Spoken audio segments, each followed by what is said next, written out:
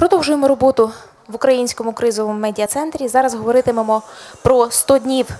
Now we are going to speak about 100 days of attestation of prospective civil servants to the state language proficiency. Kostiantyn Vashchenko, head of the National Agency of Civil Service, Volodymyr Kupriy, expert of Reanimation package of reform, Halyna Usatenko, Deputy Director of the Institute of Philology of Shevchenko, National University of Kyiv. Welcome.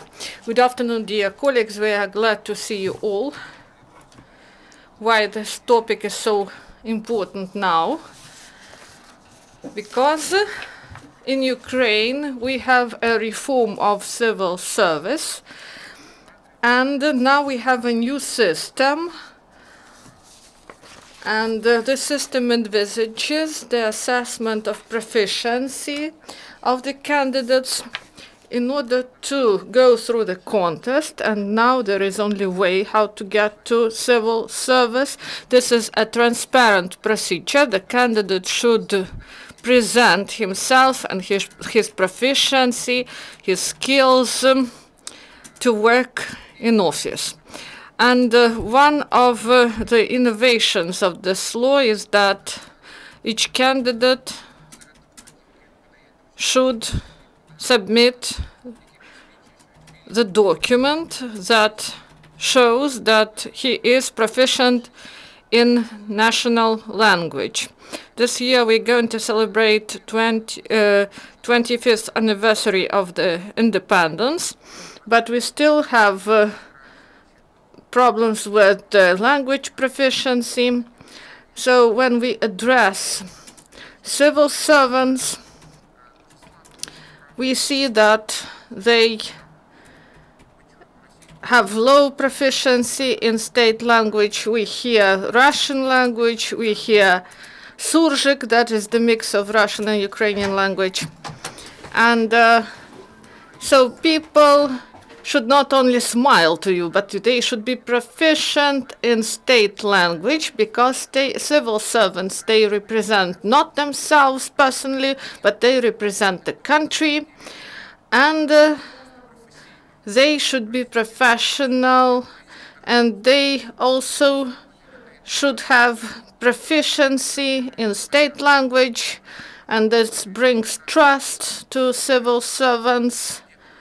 And for any country, this is important. This is a responsibility that every civil servant should be fluent in state language when he provides services.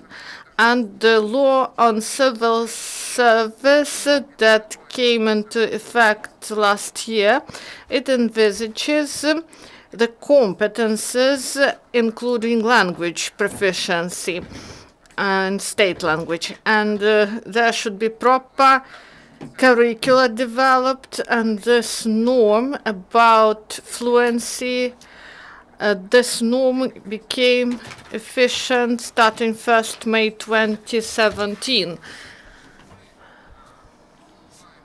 We know the situation, and each of you, journalists, had the opportunity to see on TV how these contests were conducted, and there were many examples when candidates made some mistakes in their written works. So they declared that they know the language, but they didn't. And till 1st of May, we didn't have the opportunity to make a comment on this because there was no proper procedure. Now this procedure is in place, and starting 1st May, this procedure is in effect. So what we faced, so we were surprised when we found out that for 25 years of independence, we didn't have the standard of proficiency in national language. And the first question we should address is to formulate what we mean, how it should be assessed. And we are grateful to the specialists who are present here, Halyna Usatenko, who represent the leading institution, Kyiv National University, named after Taras Shevchenko, and also our colleague who represent when we created the special working group in order to provide information what this fluency in native language mean and how this assessment should be made, and in what way the candidate should provide his skills in tests. And also the attestation committee should be created at the educational institutions. And we have specialists in philology and in administering, because we are speaking not only about fluency in native language, but also they should know professional language. They should understand the issues of administration of the state. They should properly put questions. They should be able to have a discussion at the professional level, and we have 80 institutions that had such a right, and 74 institutions implemented it, and some of them are in Kyiv, the rest are in the regions, because it is important that this opportunity to be provided with this document, this opportunity should be present both in Kyiv and in remote areas, and 74 institutions are included, starting 322 meetings of the councils were held, and 10,000 candidates applied, and we understand that we should not make lives of people more difficult, not to create additional obstacles, but to provide opportunities to get a good result. That's why the provision of the government envisages first tests and then the opportunity to get a document based on excellent results. If you have an excellent mark in your certificate and you have an appropriate score during independent assessment, if you have excellent mark in your diploma, so you can just show this document, and based on this you can get a document without passing additional tests. And among people who addressed to attestation commissions at educational institutions, more than 4,000 passed this test, and about 6,000 they used this opportunity. They just presented their documents that they are fluent in national language, and they were provided with proper documents. And also there should be proper system of monitoring in order to implement this provision properly.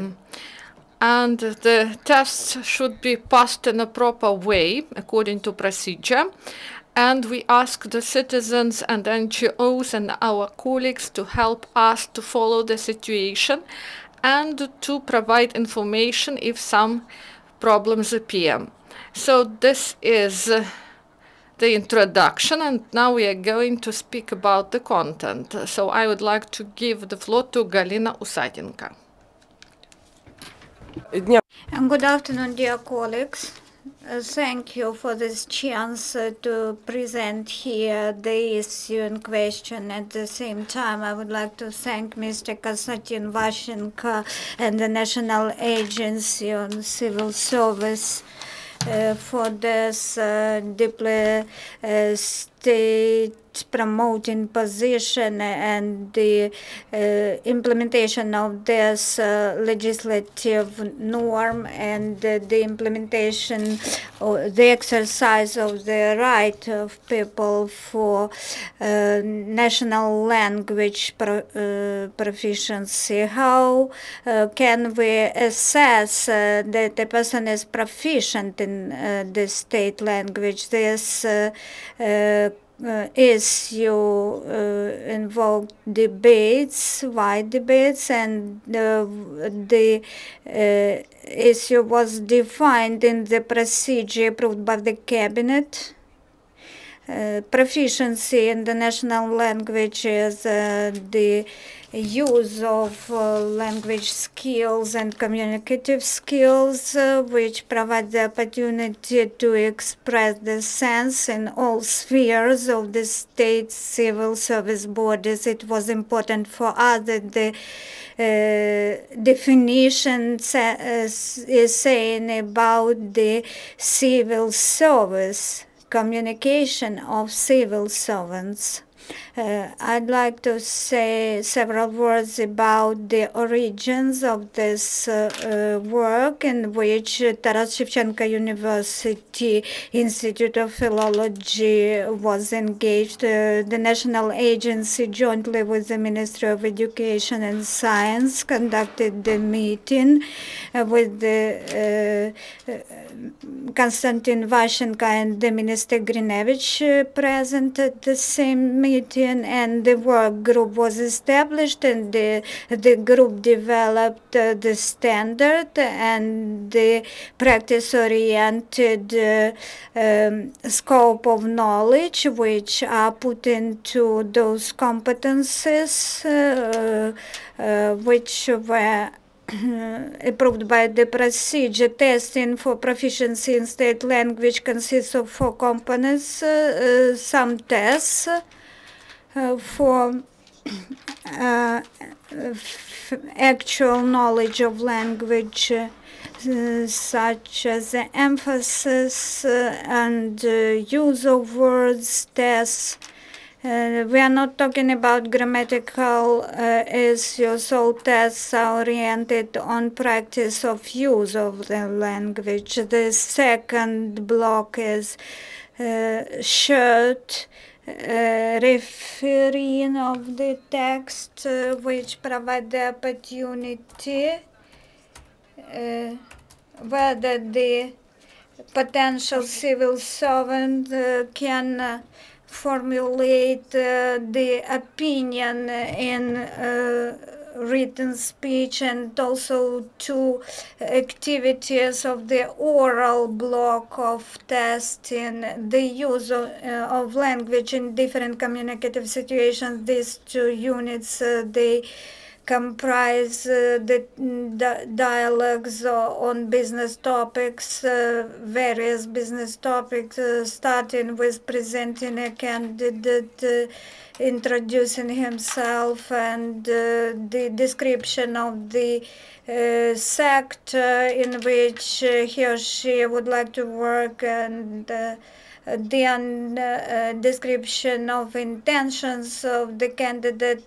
This provided us the opportunity to see whether the person thinks logically, and the language practice a person uses, what vocabulary is active to be used in the civil service by this person. We have started working from May 22nd, 2017, and we have held 3 attestation meetings.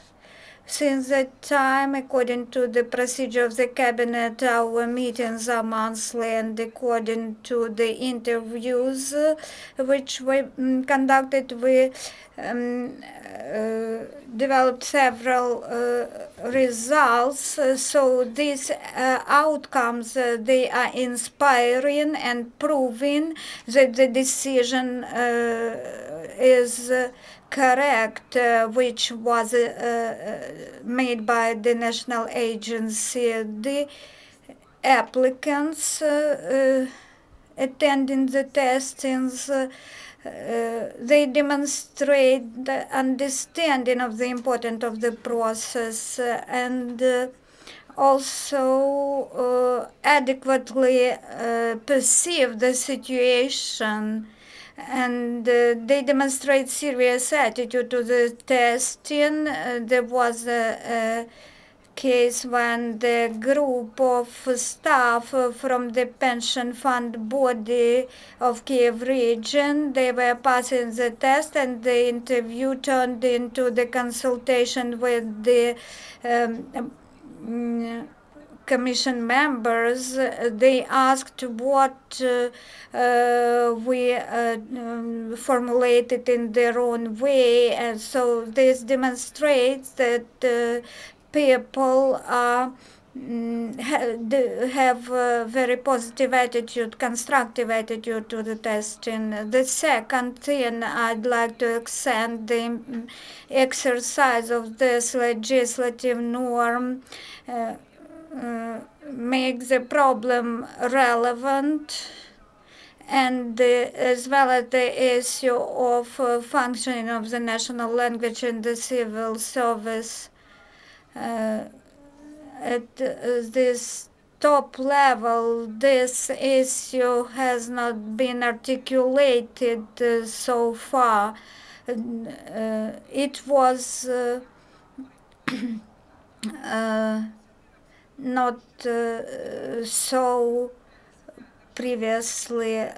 The civil servant represents not himself but the state. That is why the issue of state language is very important. Those civil servant applicants, they try to demonstrate their best qualities and skills. This is an impetus for leveling of the situation, and this inspires us. I'd like also to present to our conclusions as concerns improvement of implementation of this legislative norm. Mr. Kostiantyn said that simplified conditions and opportunities for the candidates to be issued the certificate of language proficiency. The first part is attestation, and the second component is proven proficiency based on the documents which we have already mentioned. The situation was proven free of charge confirmation. On the one hand, the situation seems to be logical and correct, but the practice has demonstrated that this norm not always and not by all stakeholders is perceived responsibly. This inconsistency, in my private opinion, creates unequal conditions for prospective civil servants. The applicants who were given 9 scores or 4 scores according to the old system, if their school attestation scores are 4, for example, at the humanitarian lyceum on some gymnasia, or in humanitarian lyceum of some city, Odessa, Lviv, or other city. On the other hand, we had a good example from Donetsk regional town. There was a document, a certificate demonstrating 11 scores. The school attested with such an A mark, and then there was an issue that some applicants should pass the test and some should not. The verification procedure should be improved. We do not doubt in the decisions made by schools or other institutions, but equal opportunity should be provided to all applicants. We know the history of Ukraine when schools and higher education institutions were finished by applicants who were IDPs from Russia, and they didn't learn Ukrainian for objective reasons, and they returned to Ukraine, and now they are working in Ukraine, and they have proficiency in the state language of Ukraine, but they do not have any confirmation documents. The other problem is the factor of no equality in payment. Those who pass tests, they pay, and those who do not pass tests, they do not pay. Of course, the burden is high. The burden of attestation commissions. According to the procedure at our university, there are 4 members of the commission, 4 examiners and 1 secretary. As of July 27th meeting, we had 278 applicants, which applied with requests for confirmation, and 36 who applied for testing. So we were to issue 278 certificates. All this required time of our staff and other resources, so the procedure is time and labor consuming, but this was like a public duty for the attestation commission members, but not the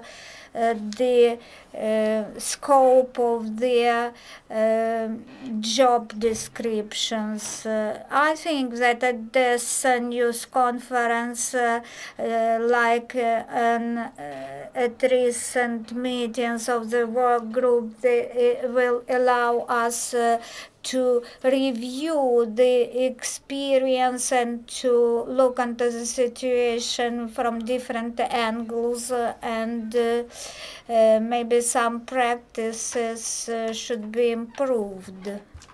Дякую. Thank you. About the pluses.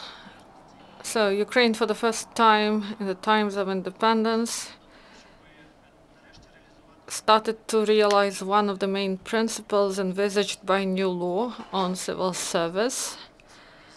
This is the professionalism of state service. These people should be professional, and they should be fluent in state language. And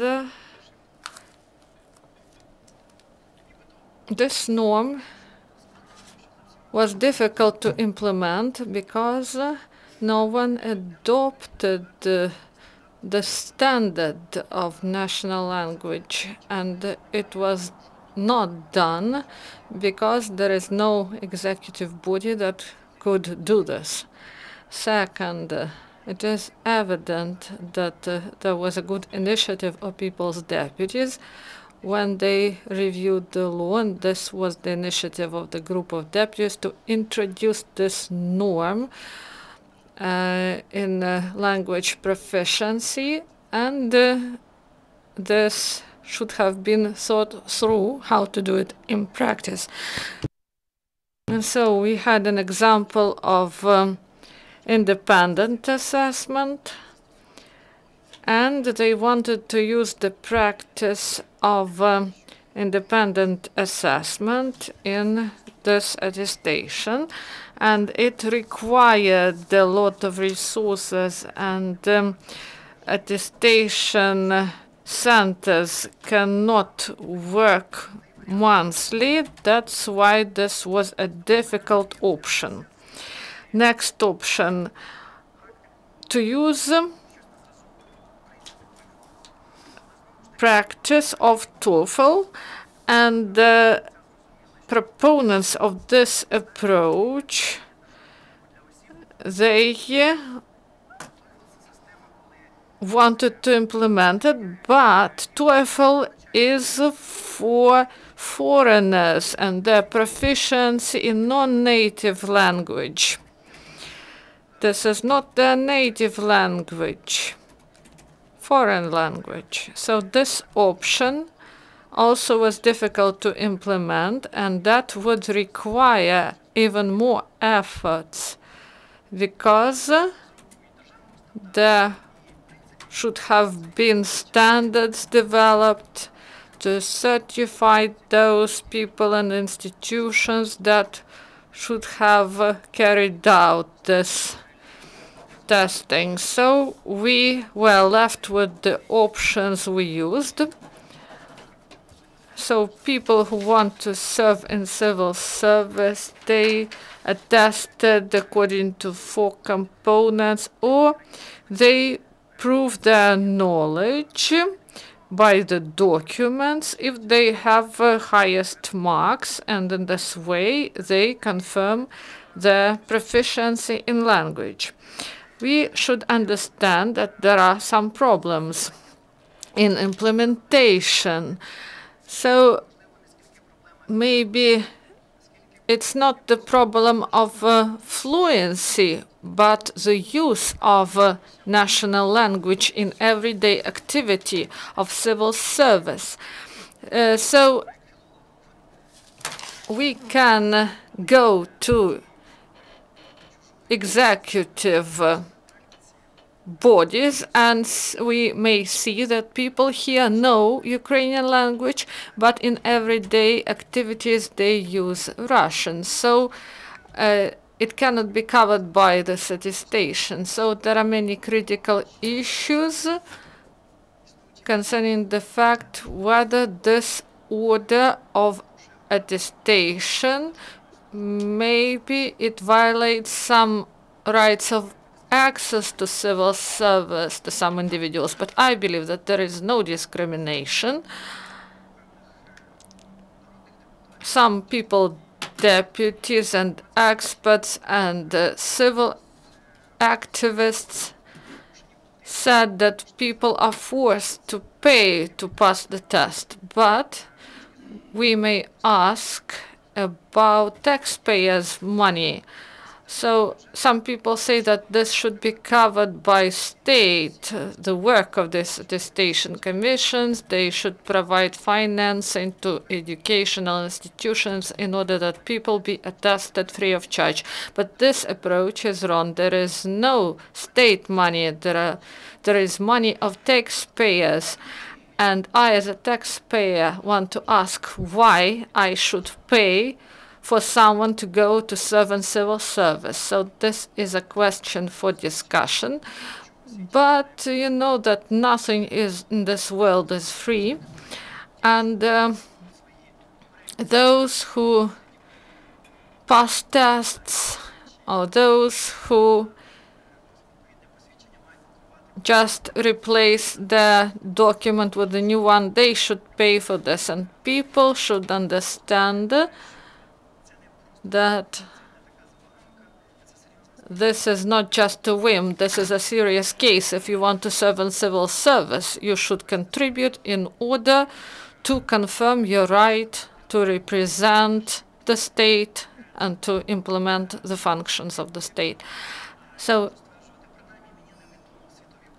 in the world, I didn't know such procedures concerning attestation of people.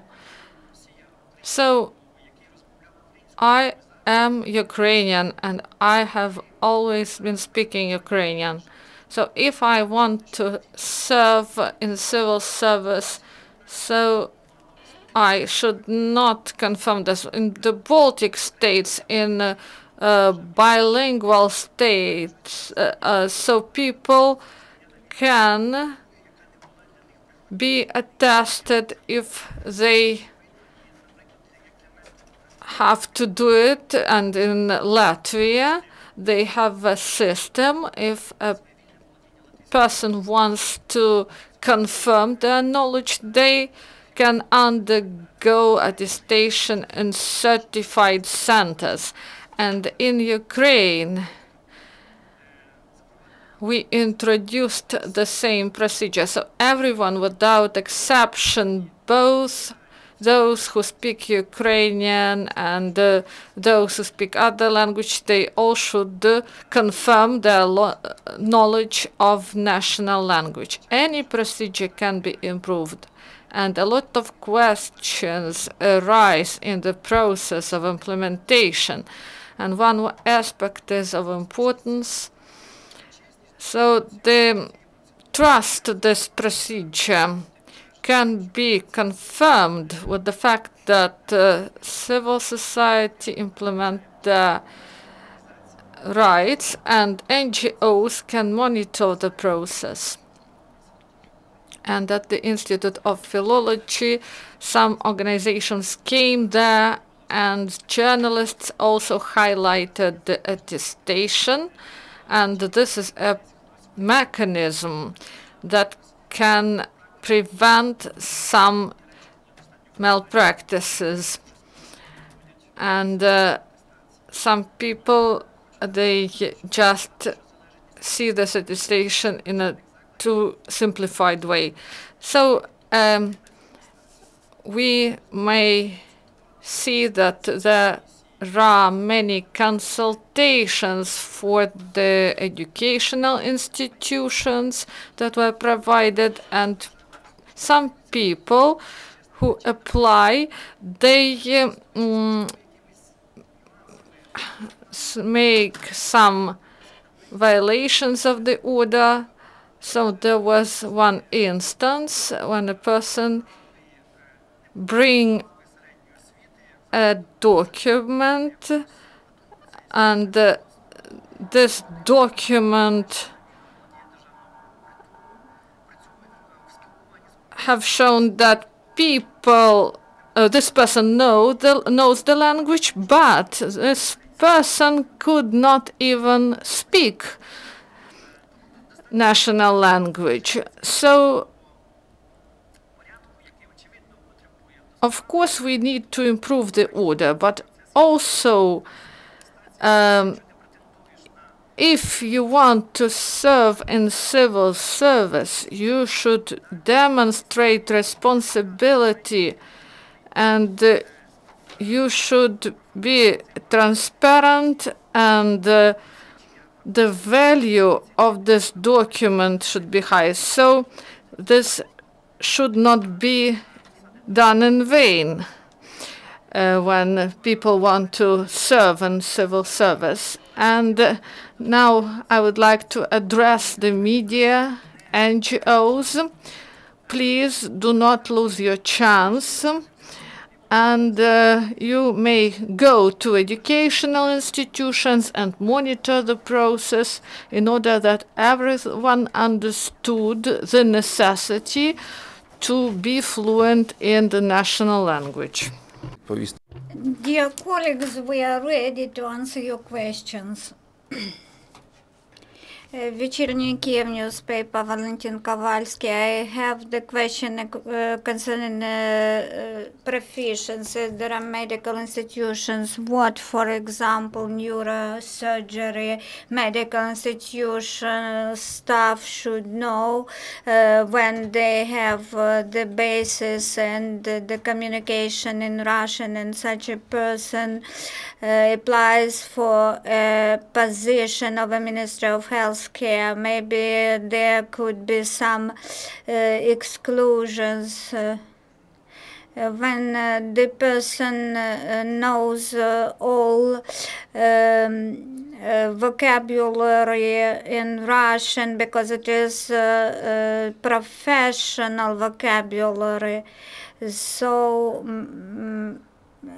there are two theses to answer your question. The language law, the state language law delineated the political and administrative levels of civil service. Ministers, they are political figures nominated according to the election results and the coalition configuration. The ministers, the advisors, the consultants, those individuals who are so politicians and their consultants, they are not covered by this state language law concerning civil service. We have ministers who are not very proficient in the state language of Ukraine. However, any minister, any politician, of course, should be approached with the demands on proficiency, but we should understand that these decisions are political and this concerns civil servants such as state secretaries in the ministries and all other staff. So these state servants who should help the minister to implement strategic ideas with which he came to the ministry, they are covered by the demands to be proficient in the state language, and people also should have time for preparation. There is 1 year for this preparation. The norm on certification of proficiency is in force from the 1st of May 2017. From the 1st of May next year, there will be another norm in force concerning top civil servants. So the nominees for top civil servant positions starting from the next year will have to know also some European language, either English or French. So one more certificate should be produced by the applicants to such top managerial public positions. So as we cooperate with the external world, trying to find Ukraine's place in it, and many issues, they are negotiated behind the curtains, but not at the negotiation table. You should understand the language of such unofficial negotiations. Of course, different competences are assessed. First of all, professional competences. Testing is oriented to this, as well as interviews and other stages of the competition, but also submitting his or her documents such as higher education, diploma. This document, they should be also accompanied with a certificate of state language proficiency. Thanks to this civil service law, this issue was included into the agenda, and now we are implementing this norm of the law. Maria Madash, Вечерники newspaper. Why? For potential students the results of nationwide testing. They are valid for 1 year, and for civil servants the nationwide standard testing results are valid lifelong. Yes, you're right. This certificate of testing will be valid for a lifelong period. You have already proved that you are proficient in the state language. We are not talking here about potential students, about applicants to higher educational institutions. We are talking about document proving that you are proficient in language, and you should not pass the tests again. So the testings and the attestations should be performed at high quality. And what scores provide this proficiency? If we talk about the old diplomas, it is 5 scores, or according to the new system, the scores are 10 through 12. So it should be the highest scores in the attestation, in the attainment certificate of school. The state nationwide standard testing score should be from 10 to 12, and we take not the certificate score, but the mark on the nationwide testing in Ukrainian.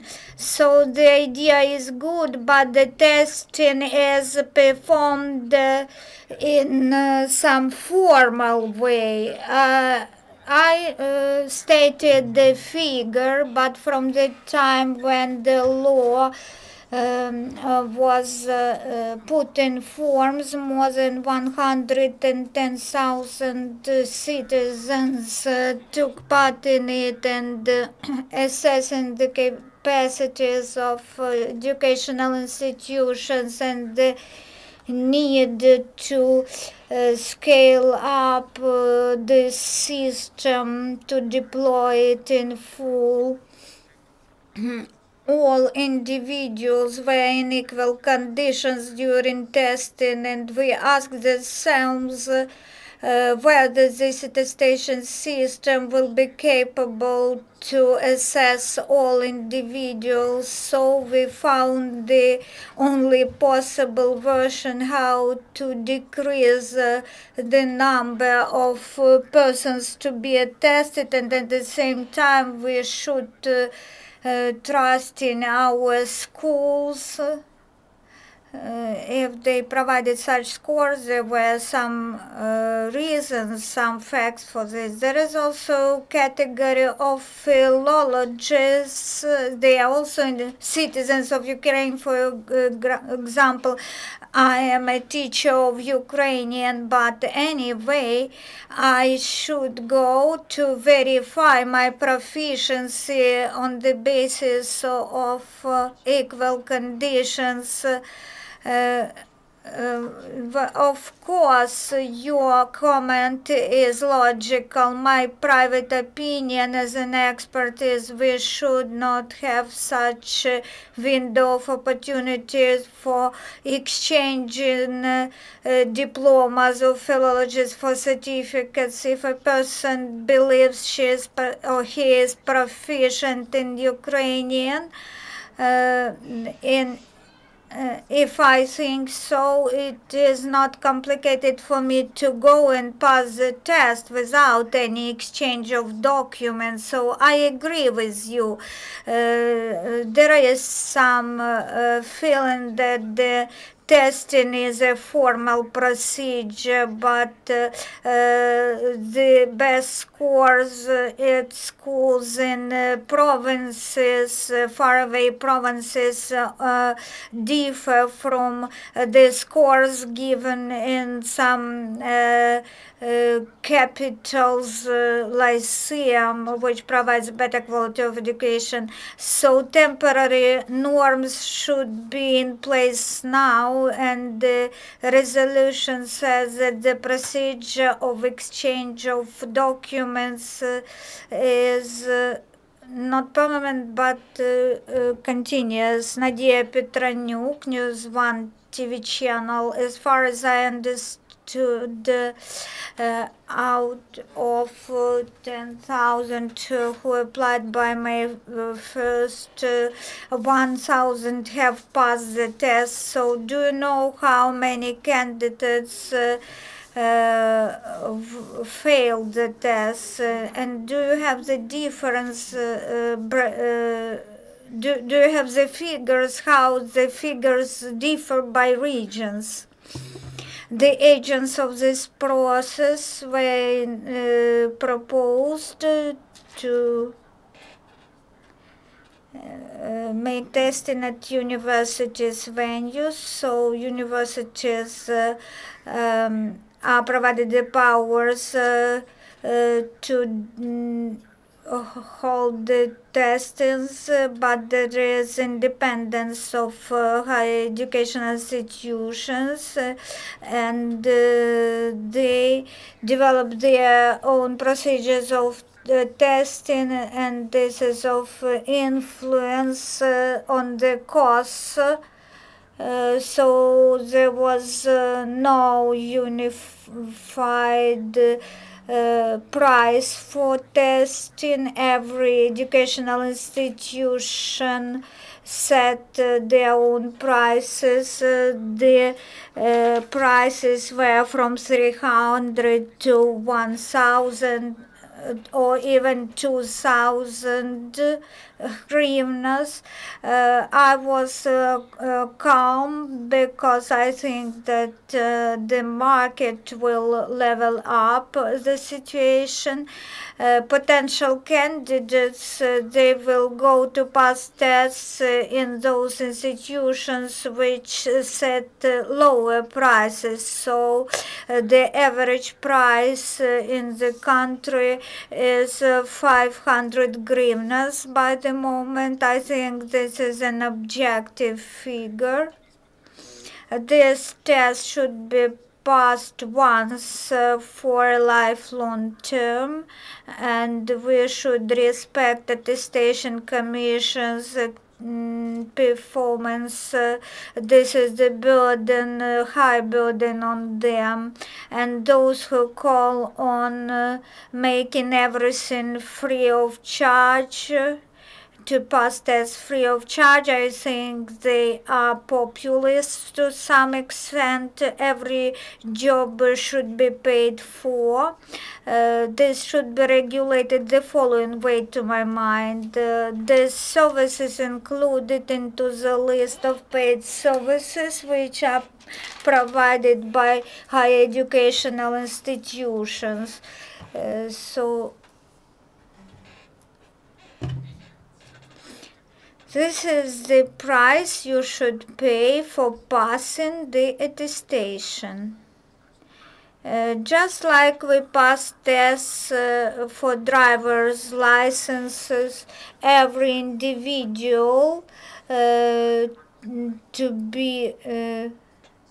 pass the test should pay. The other question: what is the number of failed applicants? More than 200 individuals failed. This is a controversial issue to discuss. 200 is not so big percent of out of 4,000 of all applicants. Maybe somewhere the process was not very efficiently organized. Maybe this percent is so low because our potential civil servants are proficient in the state language. We hope so, and we understand that as different schools are uncomparable, our higher education institutions also are uncomparable by the level of their demands, and also in some attestation commission maybe performance is low. We understand this, but the situation in general demonstrate the problem with our higher educational sector in general. If in some institution you can use corruption schemes to pass tests when you are students, the same may concern the attestation.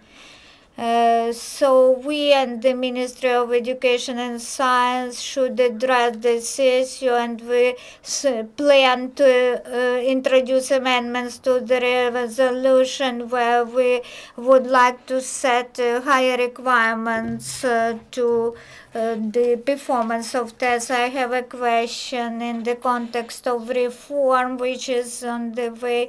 Do you plan to establish courses for state servants who want to improve their proficiency in language, but also in business communication? Of course, this gives rise to the questions from where to take funds to finance such courses, but maybe this would help civil servants to issue better documents, because sometimes there are such phrases in business documentations which are hardly understandable. So have you thought about this?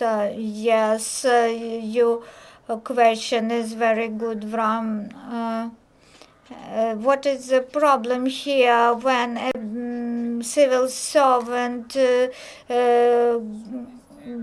is given the floor and he should tell us about his assignments, the ministry's assignments and the results, and he or she is speaking in such a language that it is hardly understandable. Of course, this is the problem, that civil servants should speak in understandable language. Of course, universities will have opportunities here, and this window of opportunities is already been used by some universities, and we as the national agency has already started working with such institutions as advanced training institute and different independent private institutions also already exist which provide such services on preparing to civil servants testing. We think this is not only state sector but also private sector institutions who can deliver such services. I hope that these courses will be organized, and we need book with such guidelines on testing state proficiency, state language proficiency.